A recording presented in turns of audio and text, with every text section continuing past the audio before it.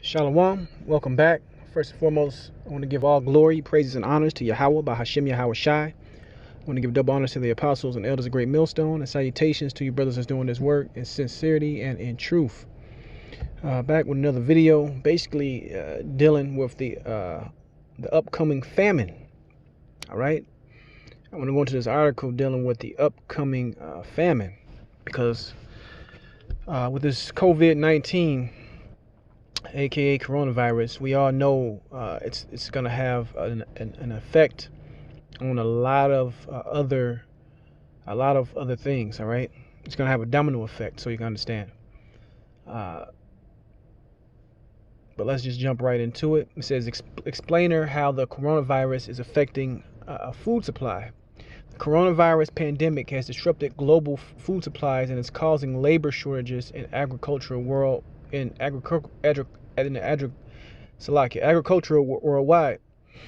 Panic, it says, are we facing food shortages? And yes, we are facing food shortages, because if you look at the rate people are buying and shopping on the daily nowadays, people are hoarding food, stockpiling food, prepping for this food shortage. A lot of people see this thing coming and they're trying to get prepared as they can, because what you will notice when you go to the grocery store, shelves are being refilled, but sometimes they're not being refilled to their optimum. Certain things are always missing, and it's gonna prolong. That's not the right word. You're gonna see in a while. It's gonna be less and less in the grocery stores as this manufactured crisis goes on. All right. Now you have over there in Italy, people are already starving, angry, fighting, and getting ready to riot because of lack of food, right? It says panic buying by shoppers cleared supermarket shelves of staples such as pasta and flour as populations worldwide prepare for lockdowns.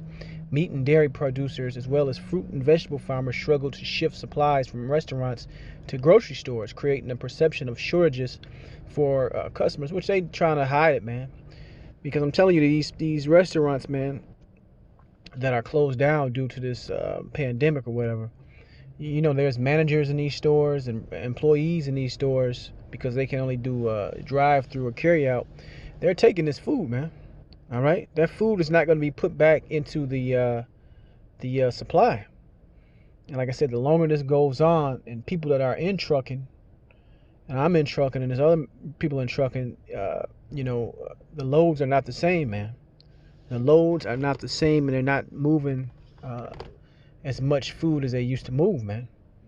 And then you have certain states that don't want to go, certain truck drivers that do not want to go into certain states, right? Because the hot spots all across this country dealing with the U.S. So what you see in Italy right now, like I said, just wait to a couple weeks over here. You're gonna see less and less food on the shelves.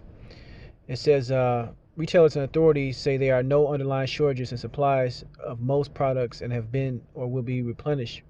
Bakery and pasta firms in Europe and North America have increased production.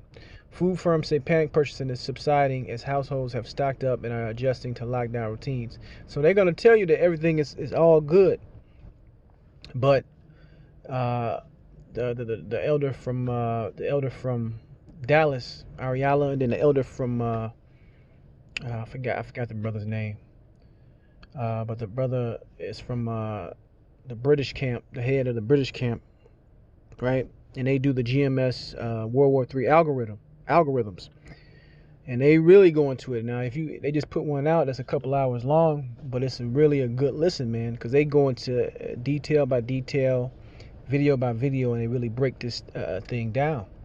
Because of as we all know, a lot of crops they were supposed to yield got destroyed by weather events. So there's less of that going to be coming in. You got a worker shortage of people. I forgot where this was at. Not wanting to actually go out and pick and harvest the goods because of this coronavirus. So you have a lot of things compounding on top of each other, which is going to lead to these famines, man. All right. It says food firms say panic purchasing is subsiding as households have stocked up and are adjusting to lockdown routines. The logistics to get food from the field to the plate, however, are being increasingly affected and point to long-term problems, right? In the short term, lack of air freight and truck shortages are disrupting deliveries of fresh food, right? So that's gonna compound each other.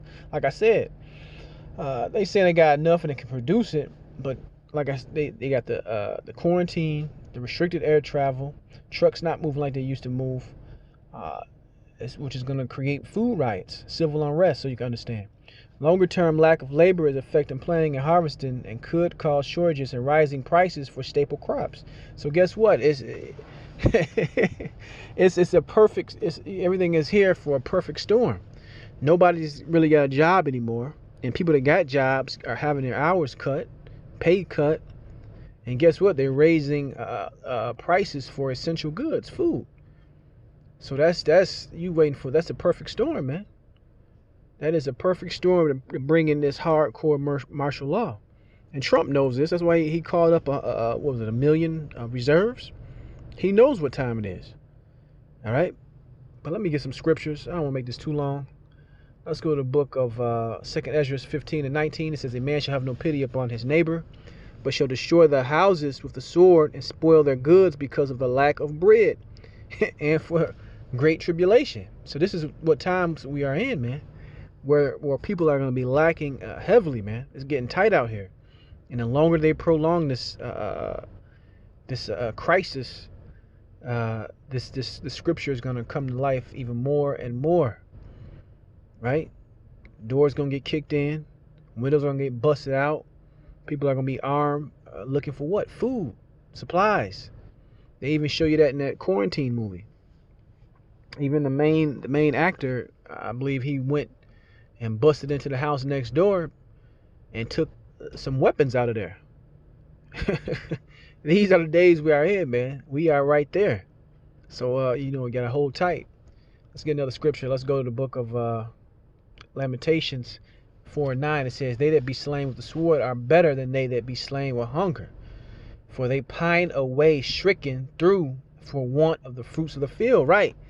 So when people are desperate, man, when people got nothing to lose, they lose it, man.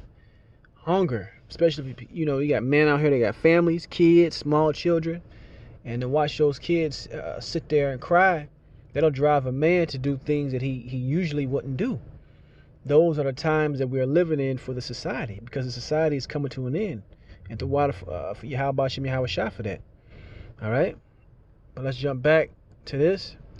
It says, with many places grounded and ship containers hard to find after the initial corona crisis in China, shipments of vegetables from Africa to Europe to fruit from South America to the United States are being disrupted. A labor shortage could also cause crops to rot in the fields. A spring starts in Europe. Farms are rushing to find enough. This is what I had read something else earlier. Over there in Europe, farms are rushing to find enough workers to pick strawberries and asparagus after border closures prevented the usual flow of foreign laborers. Right, because they got to bring in that cheap labor. But now every society and every country is closing themselves in because of this virus, shutting off borders. You can't go get that third world labor. And these proud ass Edomites is not going to get in that field and start picking this stuff. But they're going to eventually they're going to be forced to, man.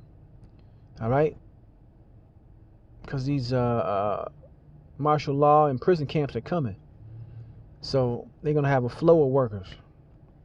It says France has called on its own citizens to help offset an estimated shortfall of 200,000 workers. More wide-scale crop losses are looming in India, where a lockdown has sent masses of workers home, leaving farms and markets short of hands at staple crops like wheat near harvest. So all these places that supply not only their own country but all these other countries across the world, they're telling you, man. They're telling you they can't pick the shit, they can't move the shit, they don't have the laborers. This is going to affect it's going to hit close to home, so you understand. You might not see it now, but in the coming weeks and days and months, a lot of people are going to be driven into a life of crime. Is food going to cost more? Wheat Futures surged in March to 2 months highs, partly due to the spike in demand for bakery and pasta goods, while corn maize sank a 3.5-year low as its extensive use in biofuel exposed it to an oil price collapse. All right, then they're going to go into some charts, but let me go back into some scriptures and end it off. Right, this is Isaiah 65:13, and this is for the people for the man to believe out there, man, and the woman out there to believe. You all right? It says, therefore, thus, Isaiah 65:13. Thus saith the Lord power. Behold, my servants shall eat, but ye shall be hungry. Behold, my servants shall drink, but ye shall be thirsty. Behold, my servants shall rejoice, but ye shall be ashamed.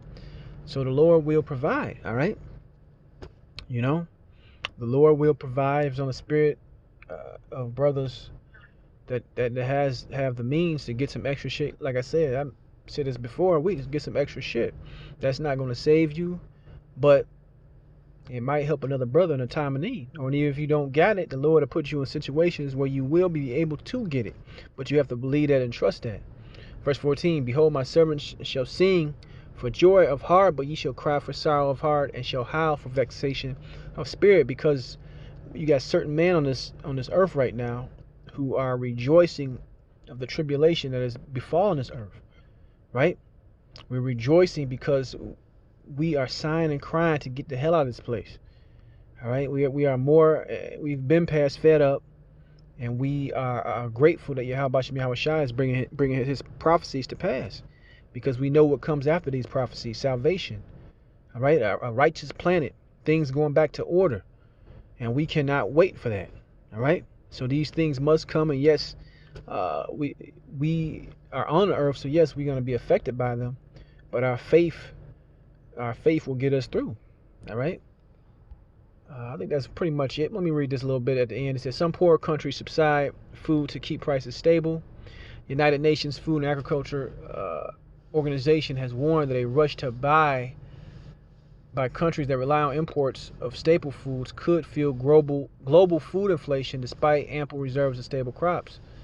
Fresh produce such as fruit and fish or unprocessed grains such as rice reflect more immediately change in supply and demand. Right, so the good stuff that you really need to live and it's going to give you nutrients, that shit is going to be sky high. All right?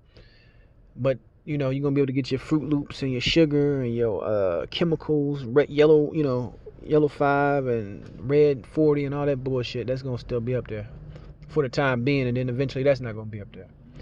But that's the point. I'm going to give all glory, praise, and honor to Yahweh Shem Yahweh Shai. Yeah, and get ready for that famine. Shalom.